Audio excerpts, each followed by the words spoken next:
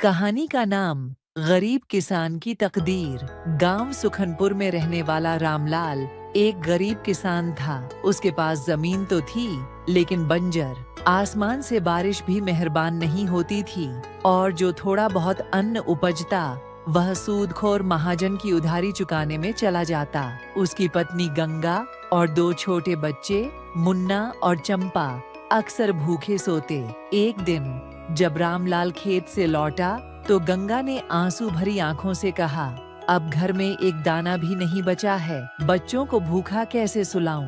रामलाल की आंखें भर आईं। उसने अपने बच्चों की ओर देखा, जो एक कोने में सहमे बैठे थे। उसने ठान लिया, कुछ भी हो, मैं अपने परिवार को इस गरीबी से निकालूंगा। रामलाल अगले दिन गांव के जमींदार ठाकुर साहब के पास गया और हाथ जोड़कर कहा, मालिक, कुछ काम दे दीजिए, मैं मेहनत करने को तैयार हूँ। ठाकुर ने हंसते हुए कहा, रामलाल, तुम्हारी किस्मत में मेहनत ही मेहनत लिखी है, पर फल नहीं। खैर, मेरे गोदाम में काम कर लो, दिन के 10 आने मिलेंगे। 10 आने में गुजारा कैसे होता, लेकिन कोई और रास्ता नहीं था। रामलाल ने काम शुरू किया। कुछ दिन बाद जब वह खेत की ओर जा रहा था तो रास्ते में उसे एक बूढ़े बाबा मिले। बाबा के पास एक चमकती हुई मिट्टी की हांडी थी। बाबा ने कहा, बेटा, यह कोई आम हांडी नहीं, इसमें जो भी बीज रखोगे वह सोने का हो जाएगा। लेकिन याद रखना, लालच मत करना, वरना यह जादू खत्म हो जाएगा। रामलाल ने हांडी ली और धन्यवाद कहा।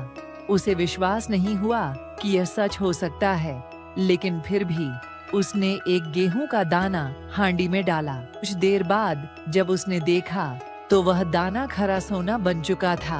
रामलाल ने धीरे धीरे अपने पुराने कर्ज चुकाए, बच्चों के लिए अच्छे कपड़े खरीदे और अपने खेत को उपजाऊ बनाने के लिए बैल और अच्छे बीज खरीदे। गांव में हर कोई आश्चर्यचकित था कि अचानक उसकी तकदीर कैसे बदल गई। लेकिन रामलाल ने किसी को हांडी के बारे में नहीं बताया। वह रोज 1-2 बीज डालता और धीरे धीरे अपनी जिंदगी सुधारता। कुछ महीनों बाद जब उसकी पत्नी गंगा को हांडी के बारे में पता चला तो उसने कहा, अगर यह हांडी इतनी चमत्कारी है तो हम सारा अनाज इसमें डालकर सोने में बदल सकते हैं। रामलाल को बाबा की चेतावनी याद थी, लेकिन गंगा ने जिद की। आखिरकार एक दिन रामलाल ने पूरी गेहूं की बोरी हांडी में डाल दी। हांडी चमकने लगी और सोने का धुआं निकलने लगा, लेकिन अगले ही पल हांडी फट गई और गायब हो गई। उनके पास अब कोई जादू नहीं था, बस वही जोड़ी गई दौलत थी। रामलाल ने समझ लिया कि मेहनत से ही सफलता मिलती है।